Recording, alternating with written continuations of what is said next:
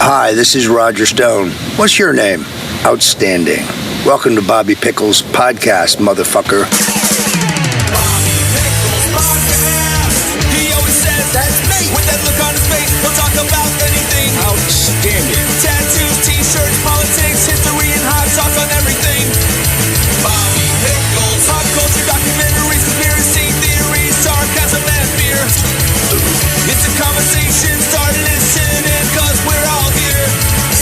Bobby Pickles Podcast. That's me, and I'm here live. Well, not live. It's actually recorded, but we're podcasting from sunny South Florida, right here in Fort Lauderdale, Florida. And he's been so gracious to allow us to podcast from his home, from the backyard, sitting right by the pool, Mr. Roger Stone. I mean, the man. This is all surreal to us. Yeah. Thank you so much for allowing us to come to your home and podcast with you, sir. Well, you know what they say about South Florida? It's a sunny place for shady people. Oh, yeah, Yes. I've heard that And one. you two are about the shadiest guys I've ever seen. So.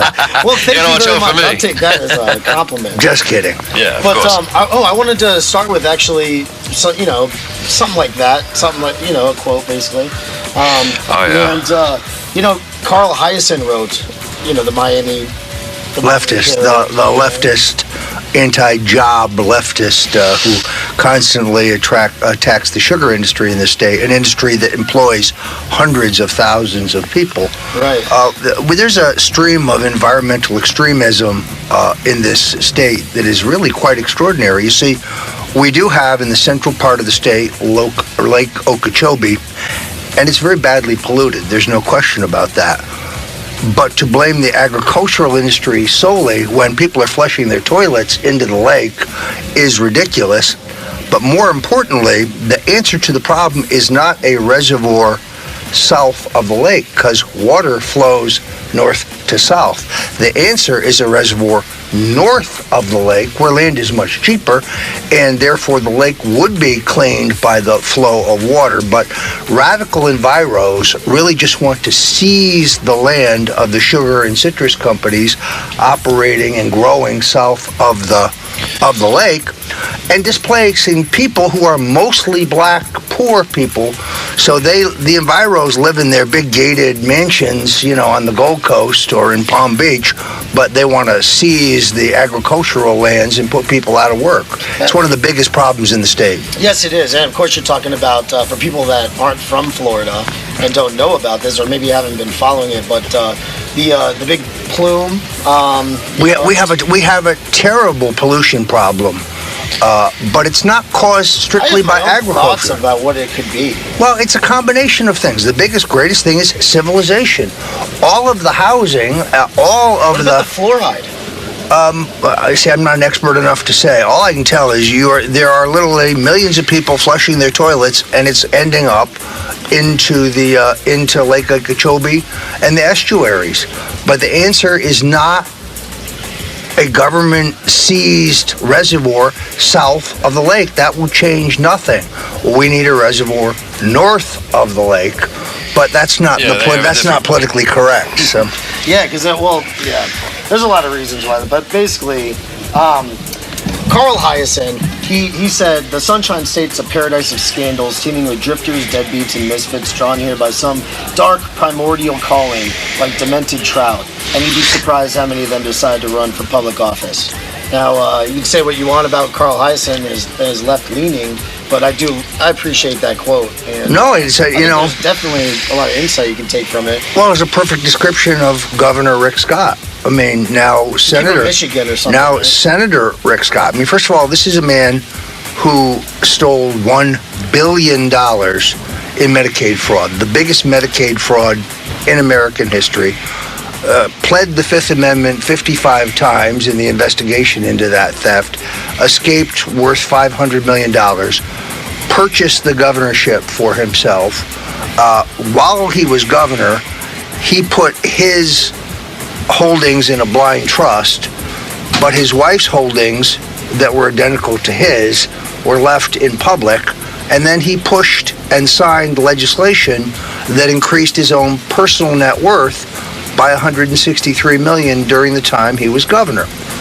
in all honesty, this is a man who belongs not in the U.S. Senate, but in a penitentiary. He's a cold fish. He knifed Donald Trump in the back in the campaign. He denounced Trump. He distanced himself to Trump until the closing days, when the only thing that saved his bald, crooked ass was a Trump appearance on his behalf. And then he embraces the Donald only when it's in his advantage. It doesn't matter. A Santeria priest I know in Miami tells me Rick Scott will be dead of cancer within a year. Now, I don't know. I mean, I don't practice Santeria, but I that don't sounds either, all but right. those guys, generally speaking, tend to know what they're talking about. Yeah. Well, I guess, he won't have any problem since he is already bald, That's true. He won't have a... Yeah, well, they won't know if the chemo's happening to then. the new look. Right. So, but even though he's a conservative, you're not fond of... Well, I don't really think he is a conservative. I just think he's a crony capitalist. I think he's interested in lining his own There's pockets. definitely a difference, though. That's a lot of money to steal. You're not all about just if somebody's a Republican or they're conservative, right? Is it more about... Well, first of all, I must be honest with you. There was a time when I was a conventional conservative Republican. But over time, as you get older, your eyes begin to open and you begin to realize that the two parties, at least the leadership of the two parties, they're essentially in it together. And the Republicans and the Democrats, working closely together, have gotten us endless foreign war, where our inherent national interests are not clear, spending billions and pissing away American blood in conflicts that are just none of our business or where we have no interest.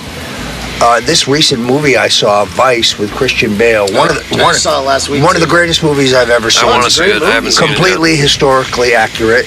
Is it? Yes, because Christian Bale is so good. And 9/11 has nothing to do with Iraq or Saddam Hussein. It was a phony connection. It didn't exist. Cheney fabricated it. We know that the real goal was seizing the oil. Everything, despite the fact that they beat up conservative media in there a little bit, the movie was historically accurate. Beyond that, the two-party duopoly working together has given us erosion of our civil liberties, reading our emails, keeping meta tags on us. James Clapper, general, who was the head of national security, the Defense Intelligence Agency under Obama, lied under oath before Congress and said, "Oh no, there's no metadata collection. No, we don't have that." Edward Snowden, proved he was lying. So you would say, okay, so Clapper's in jail right now? No, he's teaching ethics at Vermont College when he's not moonlighting as a paid analyst for CNN. Yet they want to say, oh, Roger Stone perjured himself before the House Intelligence Committee. No, I didn't. But this guy did, and he will pay no penalty for it. Now, Roger, what brought you down to Florida, though? Like, getting back on the Florida thing, the Sunshine State. Well, first of all, the quality of life. I mean, we're sitting here in the backyard at 73 degrees. It's gorgeous. What's going on across the? That's a wedding. We have a wedding going over there. Is there a wedding, or it looks like there's a photo shoot for wedding dresses. Yeah, this is a rental house, and therefore there's a different group in it every week. There's some great parties. There was an actual wedding there this past weekend. Porn there, or whatever? I hope so. They probably do, right? But if they do, they better invite me. That looks like one of the houses that they would do. Because I don't want to say anything. I go down the beach, people think I'm a tripod. But so anyway, this is a photo shoot started this morning, and there's always something going on over there. It's kind of an interesting space. Yeah. And to go back to your question, I mean, I grew up in Connecticut. That's right. When we talked, actually, we came to do the podcast, and Mr. Stone, you came out and you said the old Jewish saying. What is that? The old Jewish saying: first we eat, then we talk. That's right. So we went. I gotta say that's a great formula. Yeah, we went and we had some amazing Italian food. We went to Cafe Europa at 910 East Las Olas Boulevard, conceivably the greatest Italian restaurant in all of Florida, one of the greatest restaurants I've ever been to. Ask for Tony. But the food is great, and we went there and we talked, and we learned that you are a native of Bridgeport, where I successfully elected a mayor, Nicholas A. Panuzio, who was not your last Republican mayor, but probably your next to last Republican mayor. Thank you for rehashing all that, because I thought it was really interesting. Yeah. He won by 9 votes, 1969, I think it was. Of course, you're from Norwalk, Connecticut originally. My grandmother is from Norwalk, and We share some common ancestry. Who knows? We could be cousins down there. Yeah, I understand you're both. I have a little bit of Hungarian in there, some Italian. Yeah, and some Polish. I'm half Italian. I'm Italian from the waist down. I'm half Italian as well. So and Piazza is as well. It is Florida. Having grown up in Connecticut, I came here more for the weather than anything else. I mean, that's what I love. Puts me in a good mood. Yep. It's more conducive to more work. Snow and ice, I had my fill. You had your fill of Connecticut politics. That's how you started? Yeah, in 1966, I managed my first campaign. It was for a guy named John Lupton, running for the state senate in the 26th senatorial district, which was comprised of New Canaan, Wilton, Westport, Weston, and Darien. Now that's a pretty. Now those are very rich areas. Very Tony area, and the Republican organization had rallied behind a guy named Herb Gross. The Republican state senator Robert Bliss from New Canaan was retiring, and I got with a challenger, John Lupton, who had served earlier in the House in the district from Westport. And Lupton had been Barry Goldwater's man in Connecticut. He was an articulate, good-looking conservative, and we took on the organization and we whipped their ass. And this kind of guy guiding the campaign was a guy named Howard Long, and Howard was like right out of Mad Men. I mean, no relation to Huey Long, right? No. Howard Long was a Madison Avenue advertising executive, and he took the commuter train every day to New York. And if you've seen Mad Men, he was right out of that mold. He wore thin black ties, and he smoked these little black cigarettes. He was the coolest guy He was the coolest guy I ever met. But more importantly, he's one of the smartest guys that I ever met. And everything I know about advertising and messaging and communications, I really learned the rudimentaries from Howard Long. It was Howard Long who recommended I read a book called Confessions of an Advertising Man by David Ogilvy. Oh, wow, I know Ogilvy, though. That's a major... You can find this book. If you're in politics, or if you're in marketing, or if you're anywhere in communications, this is a book you must read. I've been to Ogilvy's in New York. Everything Ogilvy tells you, even though the book was written in, the mid-1960s, is still accurate today. So his chapter on how to design a poster should now be called How to Design a Website. But the principles are still the same. Yeah, you just substitute. So Howard Long was the first guy who said to me, "Kid, your name has to be the biggest thing on the poster. If you can't read it from 20 feet away, it's too small. Don't put a lot of shit in there. It should just say, Lupton, Senate. That's it." I learned all the rudimentaries, the importance of the headline, the importance of the size of the headline, the importance of the simplicity of the headline. Your headline, Ogilvy used to say, is the ticket on the meat, meaning your headline needs to tell people everything they need to know to want to proceed. I'll give you an example. Upside Down Pyramid. The Man Who Killed Kennedy, the case against LBJ. Your book. Before you even buy the book, you know what the book's about. The title, the headline, draws you in. That's important. That's why I don't understand people who don't put the headline in bold type, all caps, above their story, and put out a headline that draws you in. So same thing as in journalism, right? And it's the upside down pyramid. What the most important stuff is at the top, is at the beginning, and as you go down, it's least important. Well, also because the average reader doesn't finish the story; he only reads the top 3 or 4 paragraphs, and then he moves on to the next. So today, especially even more now, yeah. So today at the Daily Caller, I have a piece entitled "The Real NFL Scandal," and it's meant to draw you in. I also have a piece going up right now at Gateway Pundit called "The NFL Scandal the President Should Be Tweeting About." I mean, the NFL settled with a class of brain-injured players, 88% of whom are African American, in 2016. These players are dying. Their money is sitting there, $2 billion of it. The lawyer who administers the fund has been paid $60 million.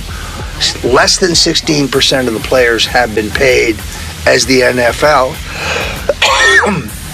rejects their claims, waiting them out. Because you see, when they die, they owe the families nothing.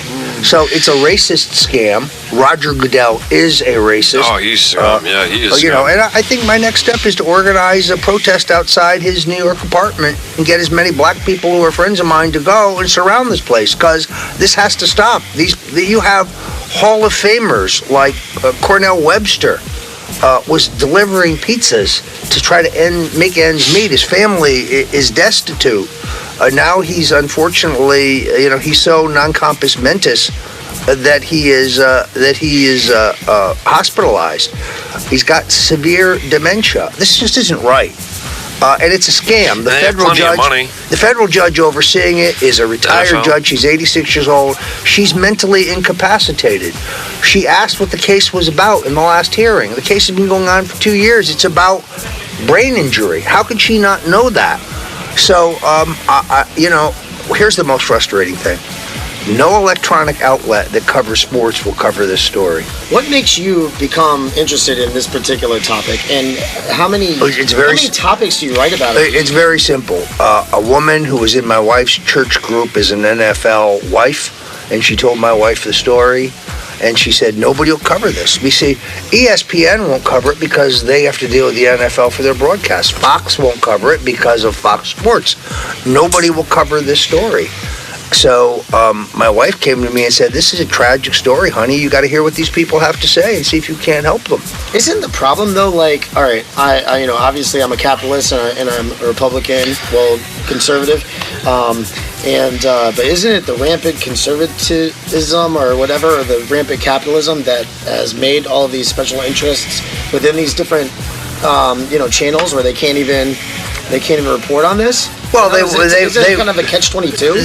They won't report on it because it's not in their economic interest to do so. So They got to play ball with the NFL, but that doesn't make it right. No. If Black Lives Matter wants to do something legitimate, talk about this. I'll be out there marching with you. Is there any doubt in anyone's mind that if these players were white, they would have been paid by now? I have no doubt about it. So I'm against. Yes. They call us white supremacists. They call us bourgeois. I worked for the president, Richard Nixon, desegregated the public schools, gave us the policy of affirmative action, desegregated the trade unions, increased funding for black colleges by 300%, increased funding for civil rights law enforcement and the Department of Justice by 700%. Those are real solid accomplishments. Lyndon Johnson and John Kennedy gave lip service to civil rights. Nixon actually got it done. That's what the Democrats do, though. Let's bring it back a little bit, back to your days as a kid, little tyke. Everyone's put on this earth for something, and it's important to realize your destiny as early as possible. Kind of like Tiger Woods. He started golfing at the age of 2 or whatever. Similarly, according to lore, you, Mr. Stone, you found your calling early on as well. There's a story about a mock election. I love this. This is the best. And you telling all your classmates not to vote for Nixon because he threatened to institute school on weekends. How is that a true story? It is a true story. So what happened was, this is my earliest memory of politics. Okay, because my parents were not political. They were Catholics, but nominally Republican. I remember my dad drove a green Plymouth station wagon, and it had an Eisenhower decal in the back window. That's the first political thing I remember. And 1960 came, and John Kennedy was the first Catholic candidate for president. Although my parents were Republicans, I think they were conflicted. There was not much discussion of politics around our house, but you couldn't watch TV or pick up a Life or Look news magazine and see the coverage. And I had a vehement disagreement with my sister younger than I am. How old were you at the time? Well, 1960. I'm not very good at math, but I'm 66 today, so you figure it out. In any event, I was for Kennedy. My sister was for Nixon. And I kept saying, well, how could you be for Nixon? Kennedy's hair is so much better. This had no ideological underpinnings, and I didn't know anything about party. So they were having a mock election in the first grade at my school. and I wanted Kennedy to win because I was for Kennedy because he had better hair. So I waited in the cafeteria line, and as each kid came down the line to get their lunch, I would say, there's a mock election tomorrow. Vote for Kennedy because if Nixon wins, they're going to have school on Saturdays. And like each kid just looked at me. And of course, the next day they had the vote. Heavy Republican area. Kennedy wins the thing in an upset. Nobody can figure out why. Because generally speaking, kids reflect their parents, and it was expected, in this Republican suburb, Nixon would win. Yeah. So as I have said, that's my first experience with political disinformation. And its use, and of course, it's a useful tool. I've never used it since then, of course. Yeah, oh yeah. I guess you dabbled a little bit in liberalism, like really, really young, right? Do most conservatives start off thinking, like an infantile liberal before realizing the truth and flip-flopping to the other side? Because I've found that many conservatives have dabbled in lefty ideology before making the switch. Well, like that old adage, if you're not liberal at 25, you have no heart. If you're not a conservative at 35, you have no brain. I don't know. I guess my odyssey was somewhat different. I think I kind of started as a conservative, and I became a libertarian. So there was a time that I was gung-ho for the war in Vietnam, thought we needed to win the war, didn't realize that everything we were being told about the war in Vietnam was essentially a lie.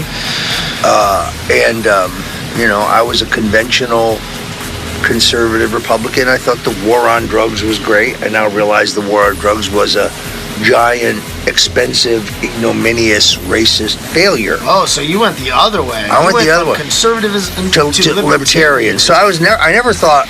Which is kind of like, it's conservatism with a little teeny bit of lefty ideology. Well, the point is, I never thought high taxes were a good thing, and I still don't. I never thought lots of government regulation of your private life is a good thing, and I still don't. But the Bush-Cheney foreign war neocon strain of conservatism, if that's really conservatism, I had to depart from that. I still believe to this day the single greatest error that President Ronald Reagan, one of my greatest heroes, made. I worked on his 76 campaign. I worked on his 80 campaign. I worked on his 84 campaign. The greatest single mistake he did was breathing life back into the political career of George H.W. Bush. George H.W. Bush was deeply involved in the trafficking of cocaine on behalf of the Central Intelligence Agency. He was involved, if you read my book, The Bush Crime Family, in political assassination, the attempted assassination of Ronald Reagan, of which there are many, many questions. He was involved in pedophilia. He was an adulterer. He pled the Fifth Amendment, refused to testify for the special counsel in the Iran-Contra investigation, and he believed in nothing. Don't get the idea that the Bushes are conservatives. They're not conservatives. They believe in lining their pockets and the pockets of their rich friends, and that's all they care about, which is why I really wanted Donald Trump to run in 2016, because I believed he could crush Jeb Bush, Mr. Low Energy, and he did. Yep. Now, do you find it, I find it interesting, like all the people that were really on the train and liked Bush during those years, and I think there's a kind of like a similarity between the liberals of today that are against Trump.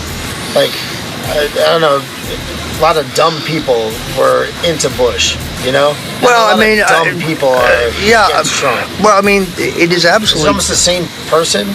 Well, it's absolutely true that the Bushes had a stranglehold on the machinery, and particularly the financial machinery of the Republican Party.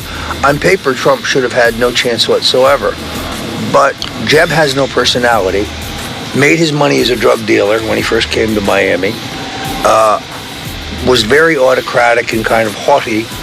And you can see in those debates that his attitude is kind of, well, this is mine. Just give it to me. It's my turn. Or like I say... Kind of like Hillary.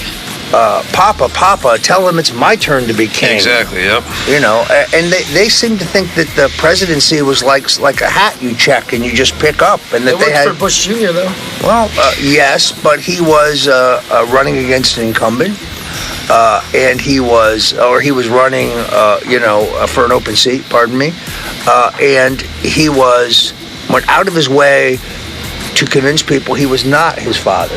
If you asked George W. Bush, who among the presidents is your role model, he didn't say his father. He said Ronald Reagan, which is why he hired Dick Cheney. Let's be very clear. George H.W. Bush hated Don Rumsfeld.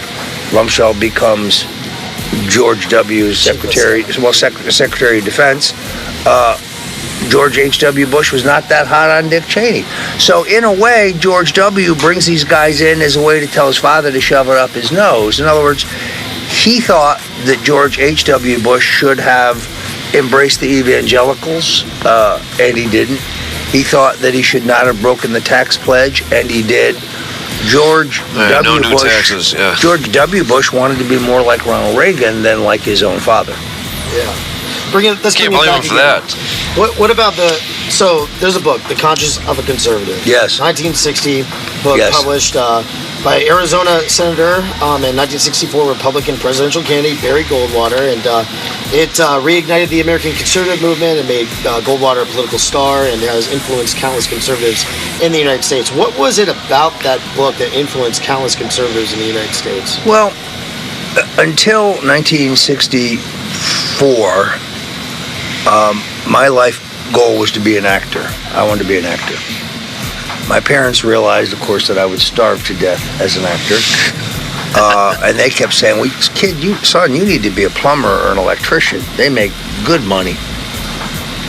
And until my next door neighbor gave me a copy of this book. She was an active Republican woman, very active in the party, big Goldwater supporter, gave me the book, and I read the book, and I immediately was transfixed. I said, wow, this is what I think. It makes all perfect sense that we need small government, we need limited government, we need less government of our control of our private lives, we need a strong national defense as a deterrent to aggressors, but we don't need to be running around the world. How did you realize all that stuff at such a young age? I don't know, maybe I was just precocious, but I just identified completely with Goldwater. I said, this is what I want to do. I immediately knew what I wanted to do. There was hippies at the time and all of this going on. Yeah, but it's totally opposite, I mean... you know. Are you a contrarian? Yeah, no, it was just... Yeah, I guess I was a contrarian. I went to George Washington University.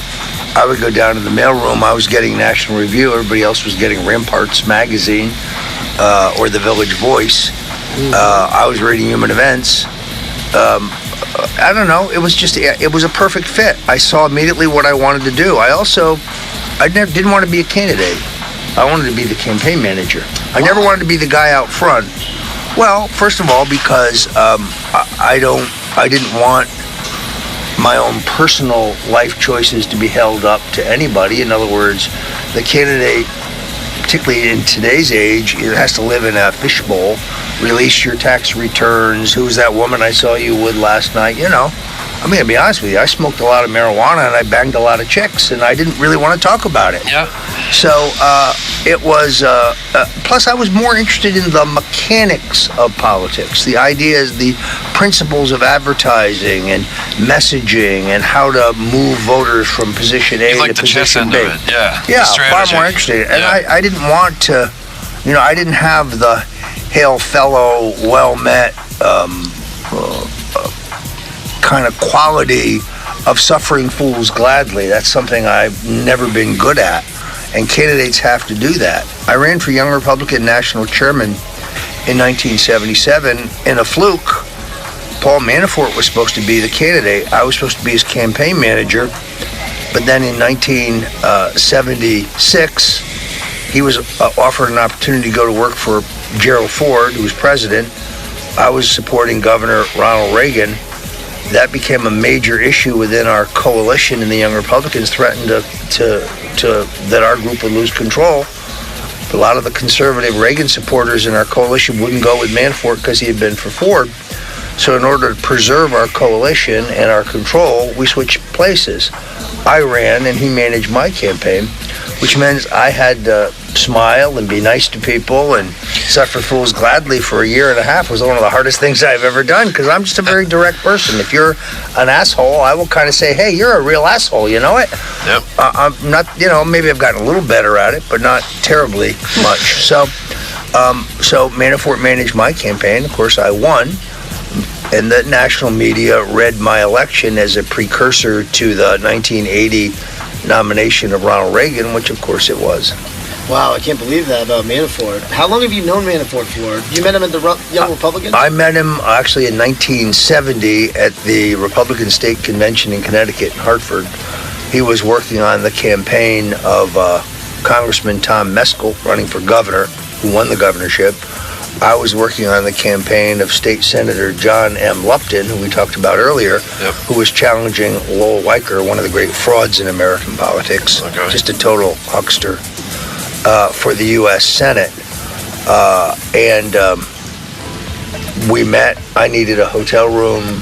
He had some extra rooms. He hooked me up. We became friends. Then we connected again in D.C. in college Republicans. He was at Georgetown. I was at George Washington. He was a couple years ahead of me. We were in the same faction of the college Republicans and the young Republicans, and we've been friends ever since. Now, we were partners at Black Manafort and Stone, which was the kind of premier lobby and public affairs shop in the 80s. Atwater, right? And wasn't it at one point, wasn't Atwater's name on the Yes, bill we were very shortly Black Manafort, Stone, and Atwater. But Lee had even less interest in government than I had, and that's not much. So he was not with us very long. He was kind of in it with us between campaigns. So he left the Reagan White House. He was with us very briefly, and then he left to go manage George Bush's campaign for president in 1988. I don't want to gloss over it because I wanted to talk about your documentary, your Netflix documentary a little bit. But another person who has an awesome documentary is Lee Atwater, the Boogeyman, and the Boogeyman, and just makes me wonder what the Boogeyman would be doing right now in this political climate.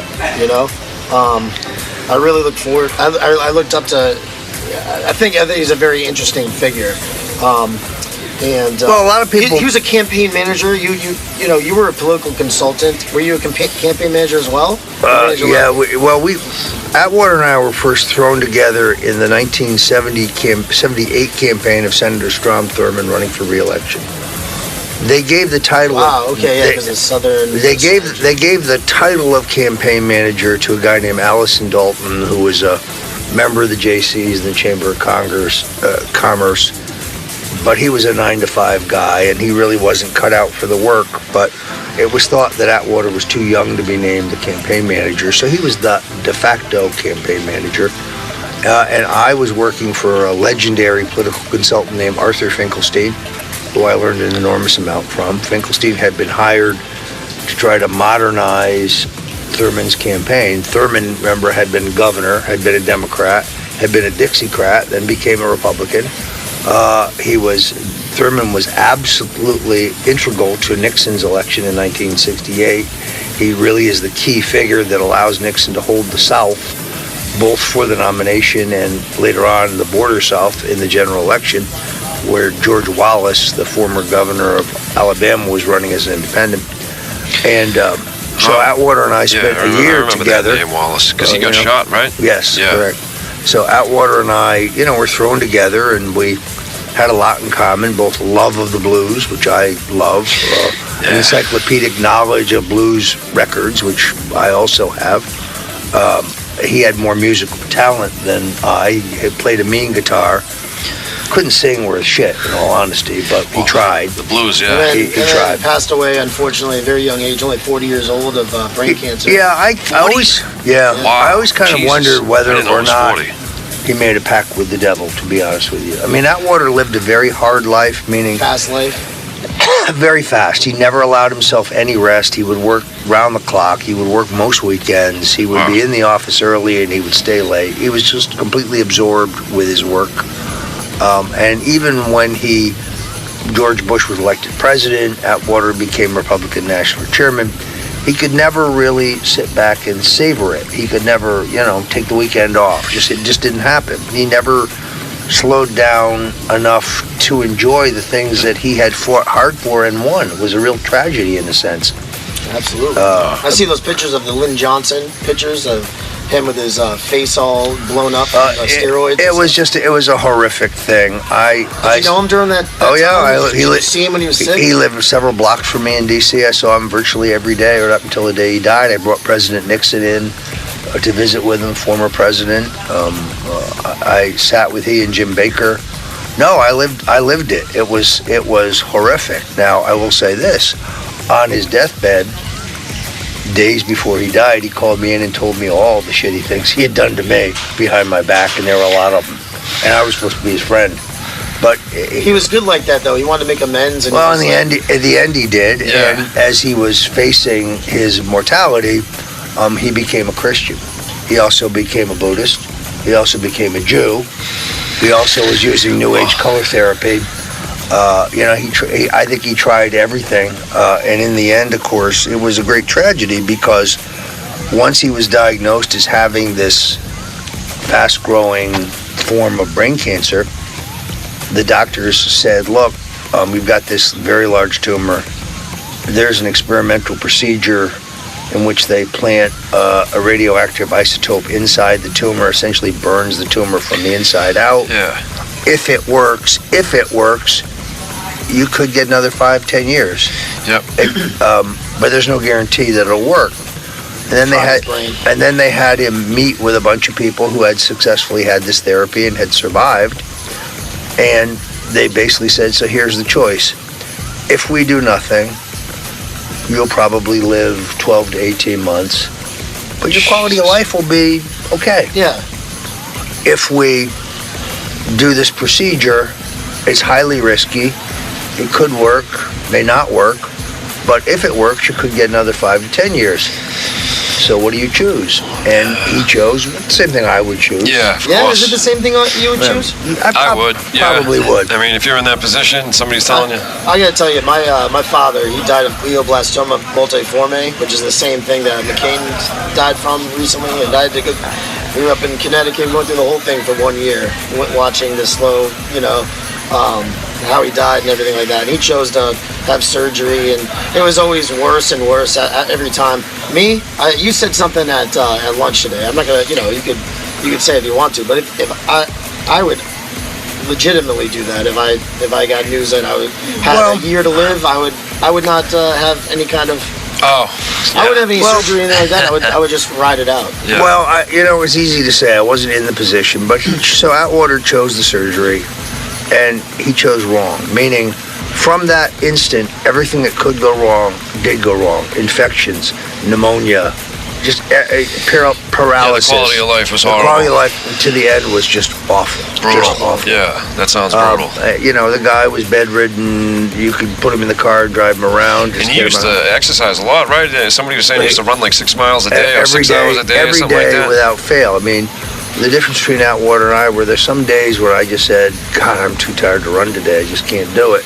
Atwater pushed himself through the run no matter how lousy he felt. He was just very, very disciplined, almost fanatic about it. What do you think he'd be doing right now in this political climate with Trump and all this crazy stuff that's going on right now? Well, have you ever seen anything like this before? First of all, Atwater never believed that Trump was a viable presidential candidate. He used to make fun of me saying, you and your crazy Donald Trump fantasy, that's never going to happen. The Bushes actually, this is a little known, they kind of dangled the vice presidency in front of Trump, to get money out of him in 1988. Was never really on the list, but they convinced him he was. He didn't see it. There are many people who say, well, if Atwater had lived, Bush would have been reelected. That's wrong. Once Bush was elected in his own right in 1988, the Ivy League elite types that he brought in wanted to erase Reagan completely.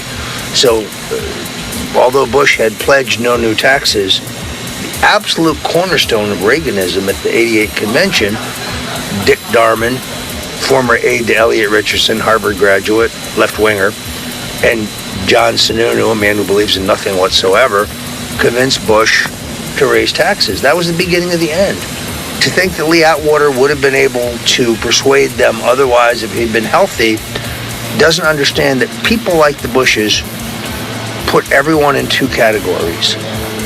There's the people who are on their level because they went to Yale or Harvard or they're from old money, and then everybody else who is a servant. Lee Atwater, despite what the affection the Bushes may have had for him, he had to come in the service entrance.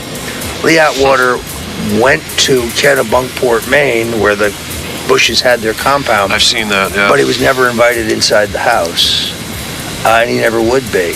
So the Bushes looked down on common people as vassals, as servants, and Atwater, he may have had a voice in a campaign in 1988. He would never have had a voice in the Bush White House because we don't listen to political people when it comes to policy. And therefore, it's unrealistic to believe that he could have saved Bush from himself, because I don't think he could have. Yeah, you treated us completely differently than that. I appreciate it. Yeah.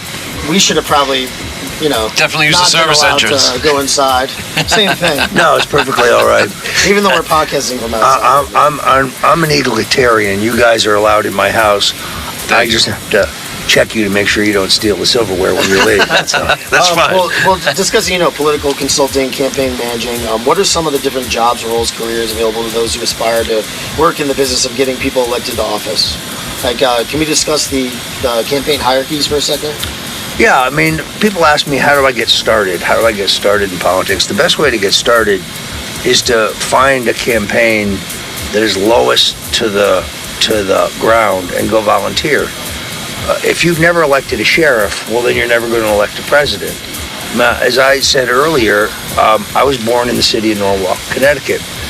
Norwalk in the 1960s was a perfect reflection of America, meaning it had a black population, it had a Hispanic population, it had a urban center, it had suburban areas, it had Republican areas. It had the same Catholic, Protestant, Jewish divide as America. It was almost a perfect reflection of America, and therefore, for me, it was a laboratory. If you could elect a mayor of Norwalk, Connecticut, you could elect a president, because you learned how to appeal to Catholics, and you knew how to appeal to black voters, and you knew how to appeal to the Jewish community. And we had a growing Puerto Rican and therefore Hispanic population. And all these things had to be taken into consideration in your strategy.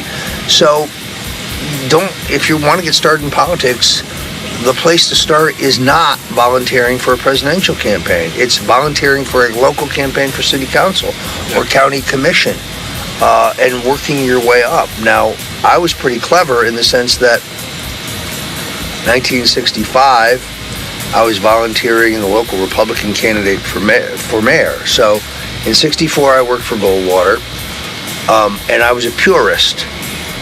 And I didn't understand why he lost, at least not immediately, because to me it was so epically obvious that he was a superior candidate. Lyndon Johnson was corrupt.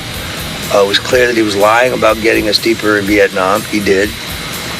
And I didn't realize that Goldwater had really gone out of his way to try to lose. I mean, he was an irascible, kind of cranky guy. You don't go to Florida and say, I think I'll make Social Security voluntary. You don't go to Tennessee and say, I think I'll sell the TVA. You don't say off the top of your head, well, maybe we should use nuclear weapons in Vietnam. All those things scared the crap out of people, and the Democrats jumped on them to show that Barry Goldwater was mentally unstable, that he was nuts, he was crazy, he was going to plunge us into World War III. We can't have his finger on the button. We can't let him take over the war in Vietnam. We'd probably escalate. Of course, nobody could escalate as much as Lyndon Johnson did. So they destroyed Goldwater very much in the same way that they're attempting to destroy Trump today. The difference was when then there was only... the Atwater destroyed Dukakis. But the difference is that in those days there was one media. CBS, ABC, and NBC. CBS broadcast a story that said that Barry Goldwater and his wife traveled to Germany to meet secretly with neo-Nazis. The guy took a vacation to Europe and he stopped in Germany. He didn't meet any Nazi. They've been using this Nazi thing forever. Right. Yeah. It's unbelievable. But it worked. Like, but there was no. But there was no InfoWars. There was no Breitbart. There was no Daily Caller. There was no Tucker Carlson. There was no Sean Hannity. There was no Limbaugh or Savage. There was no place else to get your side of it out. So they mugged Barry Goldwater very successfully. In 1965, I worked for the Republican candidate for mayor in my hometown of Norwalk, Louis J. Padula, majority leader of the Connecticut State House. And I went to the Republican headquarters every day while they had these folding chairs. My job was to set the chairs up for meetings and take them down.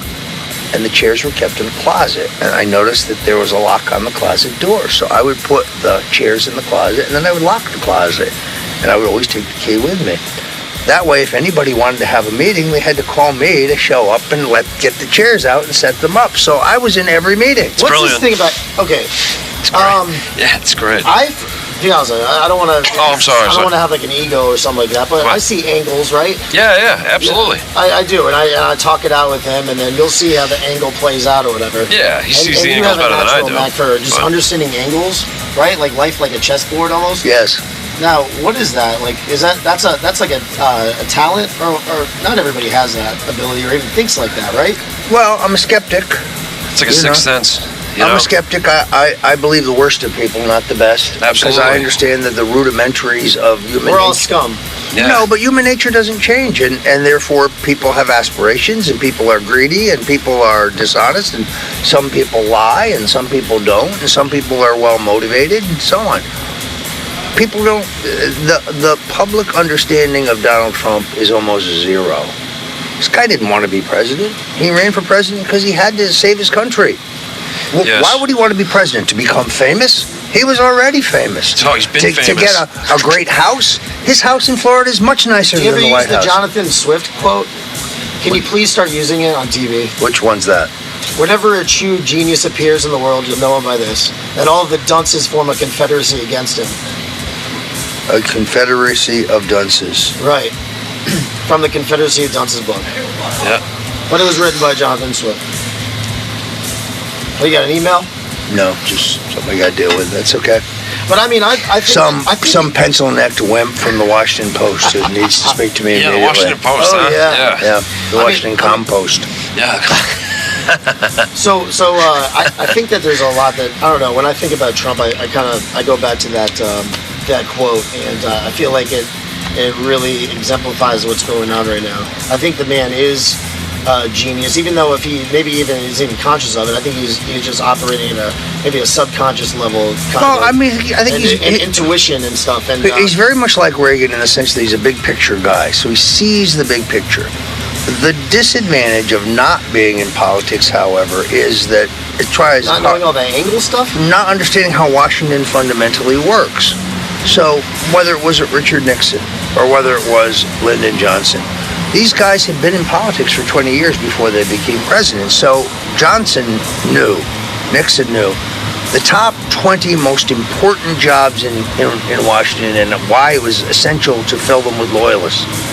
Trump had to ask for that list. He didn't know what they were. And I think to a great degree that he has been disserved by his advisors who are weak-kneed, who don't understand Trumpism, don't understand his mission, don't support his reform agenda, don't understand him. I mean, he's not that difficult to get along with. He's a genuine person, though. He's really doing this because... Well, he is stubborn. He is hard-headed, but I see those as attributes, not problems, if you know how to work with him. The problem is that the people he selected, they thought their job was to change him, or to dilute what he was trying to do, or to slow him down, or to dissuade him, or to distract him. No, they need to serve him. You know, their job was to help him get things done. He's not closed-minded. I can just tell you, if you have a strong point of view and advice, he'll listen. It doesn't mean he'll agree with you, but he'll hear you out, and he'll ask you some questions, and then he'll make a decision. And if he decides against what you recommend, so be it. But you don't run out to the press and say the president's wrong, or you don't go leak that he's making a mistake. That's, you can't trust that. That's a White House job is the highest honor and privilege you can have in my business. you owe the boss your loyalty. That's the goal. I think that's the epitome. Because you get through the campaign and everything like that, and it's like who's going to be just like the movie, the Vice movie. Yeah. Everybody was so happy when they were finally rewarded with the job in the White House. Right. Like, so Rumsfeld and. But you work hard for you that. owe the boss your loyalty and your discretion. So, yes, fight like hell inside the fort for your point of view. Fight like hell to persuade the president you're right. If you think he's wrong, you owe it to him to tell him that he's wrong, but you keep it inside the fort. These people go out immediately and leak. It needs to be blind loyalty. It doesn't exist in this crowd. And he is, I mean, just other than Kellyanne Conway, who was for Ted Cruz before she was for Donald Trump, who's on the White House staff that actually voted for Donald Trump? Name one. It's almost impossible. Do you think that he's going to eventually legalize marijuana federally? It would be one of the major steps towards getting reelected. Let's be very clear. He said in the 2016 campaign, this is something I gave him a lot of advice on, and he ultimately listened. I said, look, you don't have to be for marijuana. Be for states' rights. Let the people decide. Let the people decide for themselves. Here's what he does grasp. Opioids are the number one health problem in the country. Oh, my God. There's the health crisis. It's not marijuana, it's opioids. And cannabis is a reasonable and far less damaging alternative to opioids. It's more readily available. It's less expensive. The Israelis are using it for PTSD. And then he's going against Big Pharma. And of course, Mike Pence is owned by Big Pharma. He's Big Pharma's man inside the White House. We paid $380 million last year to U.S. citizens damaged by mandatory vaccinations. That's a secret. You can't find that online anyplace. They have the website for the special court set up for these settlements. That website has been closed down. The reports are no longer published. They used to be published under the purview of the vice president. So Donald Trump knows vaccinations are not safe. It's not the vaccination itself that's not safe. It's the manufacturing of it. It's what's in it. They manufacture it in China. It's what's in it. And they don't care. And who knows if they're on the down low trying to kill us anyway.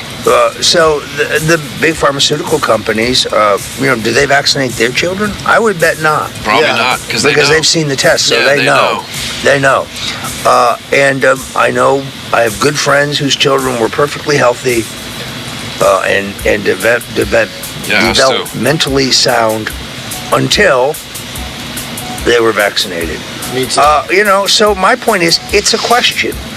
The president said when he was running that he would appoint a panel to study the safety of vaccinations, that he would appoint Robert F. Kennedy Jr., that's right, son of the slain U.S. Senator and presidential candidate, to chair it. And then the line went dead. I know during the transition, they spoke to Bobby about chairing this commission. He was anxious to do it. Now no one in the Trump White House will return his call. Why? Because Mike Pence and the big pharma boys turned it off. They're making too much money in vaccinations. It is one of the great tragedies of our time. And that's one of the things that the libs will sometimes bring up. They'll sometimes bring up when you're trying to defend the president. You're trying to explain how he's a anti-establishment person who thinks for himself, wants to drain the swamp. Well, why did you surround yourself with so many swamp monsters? One of them would. It's a question that I have a hard time answering. Now, it is true that because of the insurgent nature of the Trump candidacy, that you did not have in his campaign or around him a large number of people with extensive governmental experience to choose from. That's true, but there were some. And those people could never get anywhere near the Trump administration. I know highly capable men and women who should have been in this administration. Let's take for just an example, Ed Martin. Ed Martin was the chief of staff to the Missouri state governor. Ed Martin was the counsel to the Archdiocese of St. Louis. Ed Martin was a member of the elections board in St. Louis County. Ed Martin was extraordinarily experienced and would have fit in perfectly in the Trump administration. He could not get the time of day from the Trump transition. Or David Urban, an exceptionally capable guy, was Arlen Specter's chief of staff, is a decorated veteran, understands how Washington works, making lots of money today as a lobbyist, would have joined the administration had he been asked. He is the key guy who ran the Pennsylvania campaign, and I think is responsible for Trump's narrow victory in Pennsylvania, something that eluded Mitt Romney and John McCain. But David Urban was not asked to join the administration. There are lots of good men and women like that who should be serving in this administration, but they were blocked by the Bushies. They were blocked by Reince Priebus. Now, if somebody wants to identify the number one villain of our time, who gave us Rod Rosenstein? Because Rod Rosenstein gave us Robert Mueller, and Robert Mueller is going to give us an impeachment proceeding. So, who chose Reince Priebus? And why was Reince Priebus allowed to choose Rod Rosenstein, who's a rat? Clinton? Was it Clinton? No. I'm sorry. I apologize. Piazza knows very. Donald Trump made Reince Priebus, the former Republican National Chairman, his first chief of staff, and Reince Priebus is the one who staffed the Trump White House and most of the cabinet with people who hate Donald Trump's guts. They hate his guts. They laugh at him behind his back. And the mooch came in and got him. That lasted 11 days. But the mooch got him fired. Well, here's a great thing. The mooch is like a suicide bomber. He blew himself up, but he took two of them with him. Yeah, but that's good though, right? I agree. So he took out Priebus and Sean Spicer, another guy who despises Donald Trump, and worked against him to the bitter end. So the mooch gets credit. I mean, they got him, but he got two of them. So. Mr. Stone, what's populism? Populism, I guess, is the popular will. I think there's a conservative strain of populism. It happens on both sides of the coin. No question. Look, a third of Bernie Sanders voters voted for Donald Trump because they preferred his views on war and peace and his views on trade. So populism is broader than conservatism. Donald Trump is a populist president. I think it is understanding the people and what they want and trying to do it for them, give it to them. Yeah. The permit. I made a reference to HUEY Long earlier, and he was a populist, and he was on the left side though, Democrat. Well, he was definitely a populist. He understood that you could rally people against the entrenched.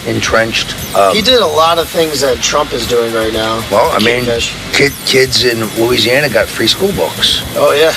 He built all the roads and bridges. He built the roads and the bridges and the schools. Yeah. He was a populist. He understood if you wanted the votes of the people, you had to deliver for the people, and the people would reward you with their votes. But this whole word populism, people just conflate with, it's like just like a synonym for conservatism. It happens on both sides. It's much broader than that. It's understanding what the people want and trying to deliver it for them. Trump is not a doctrinaire conservative. We shouldn't try to pretend that he is. He's neither, right? He's neither Republican nor Democrat. Well, he turns out to be the most conservative president in our lifetime, but that's because he's a populist, and that's what the people are. The people don't want to pay higher taxes. The people of America. Right. The people don't want to pay higher taxes. The people don't want to see the government wasting billions of dollars. The people don't want endless foreign war without any explanation of why we're doing it, why we're there, and why we're staying there. Do you agree with this? Now, there's a different political government or whatever to satisfy any person's personality, right? So, if you really want to just enjoy yourself on the beach, sipping wine or whatever, you can go down to the Amalfi Coast of Italy, live there, or you can go to Costa Rica and relax or something like that. There's a different politics in every country to suit everybody's personality. So if you really don't like America, a lot of these people don't. They don't realize what we're in. We're in a hyper-capitalist society, right? And if you really know where we are and you use it for your advantage, then you could become a millionaire if you go out there and really work hard. But if you don't, maybe want to chill and not do that in your life, right?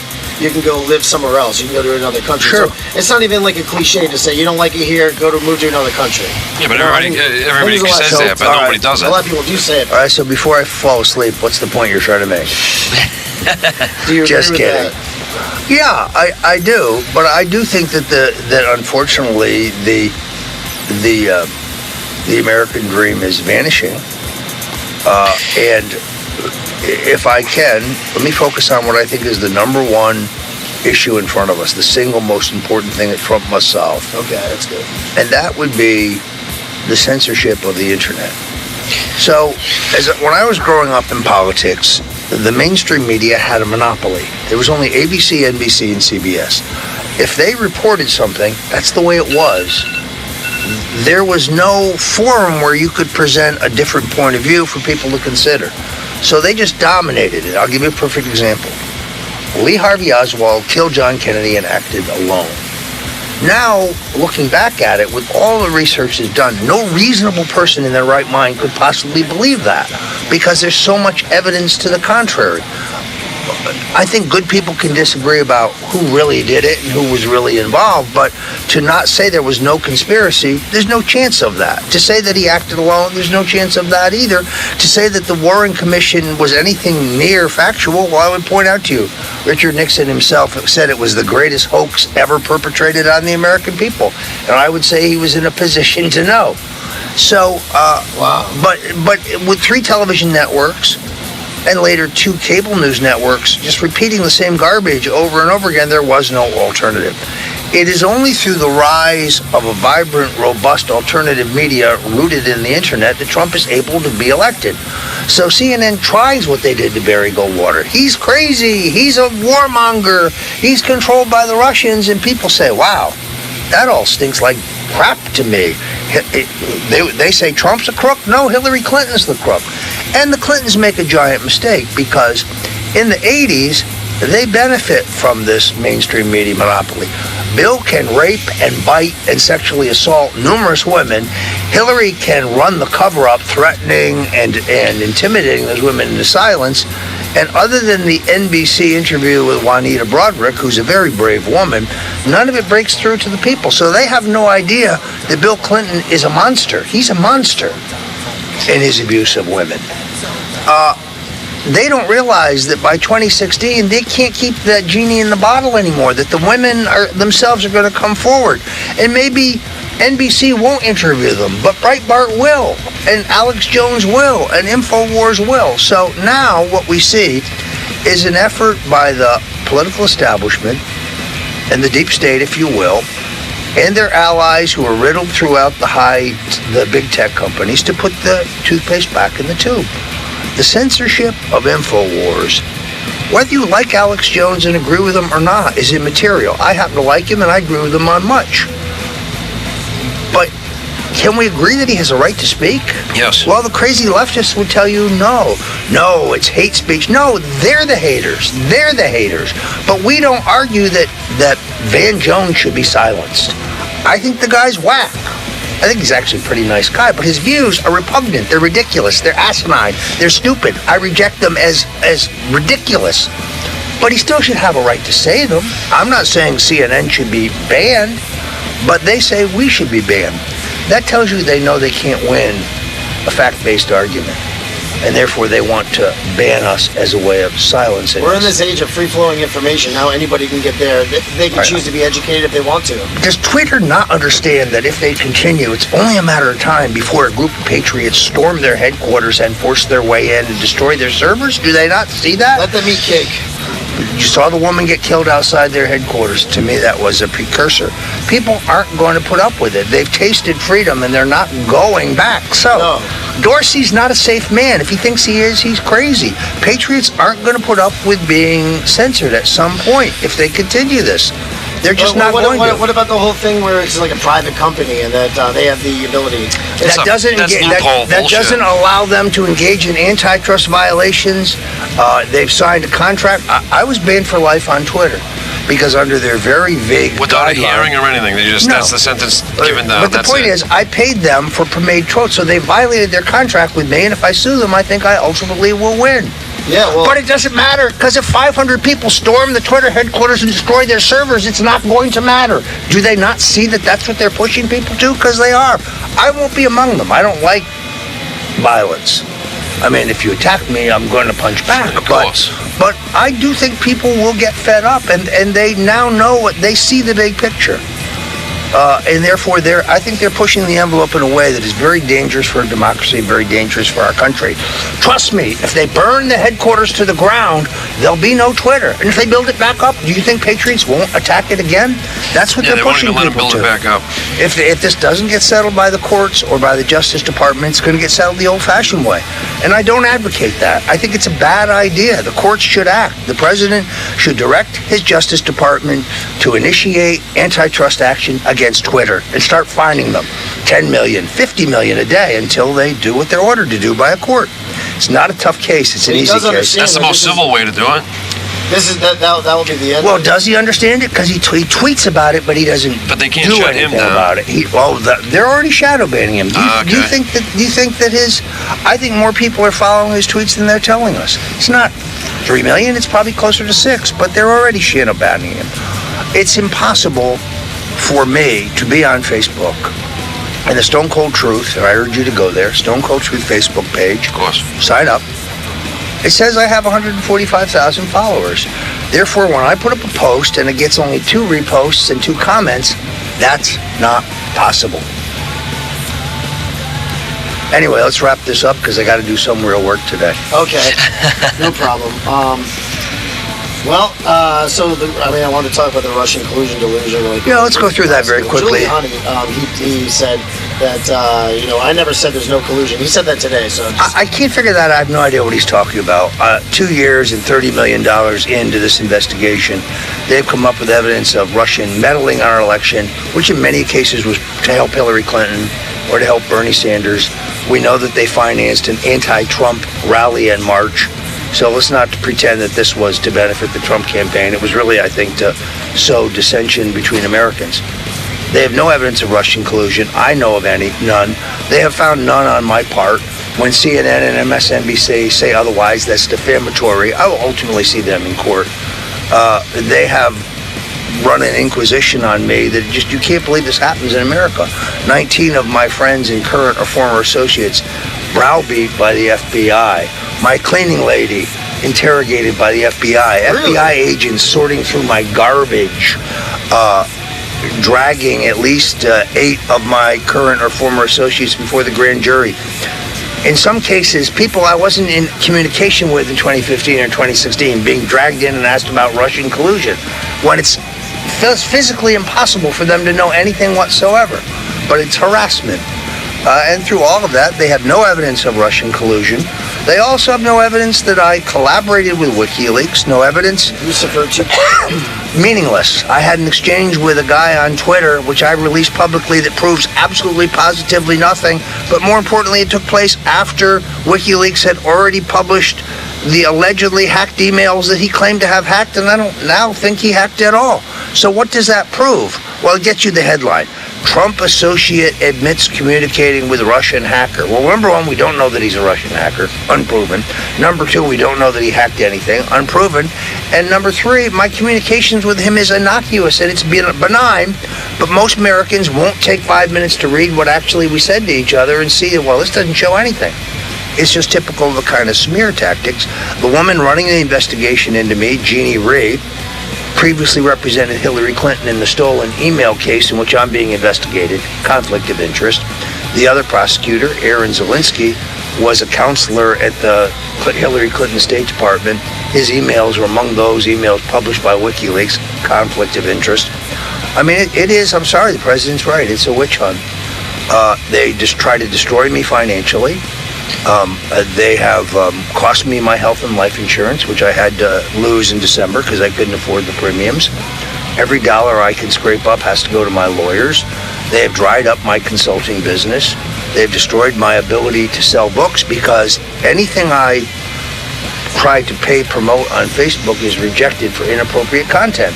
Stone's rules. Because it has to do with politics. But Stone's rules isn't even about politics. I know, isn't that crazy? But they still do the same thing. But they still reject. They still reject those ads, so I can't sell books. You're a New York Times best-selling author. Right, but it doesn't matter. So the New York Times, when they say that, though, that's not fake news, though. No, I mean, but that was also, 7 years ago. The rules have changed. So when I published The Man Who Killed Kennedy, the case against LBJ, probably the second greatest book in American history after the Bible, I made that a bestseller through paid, targeted Facebook posts.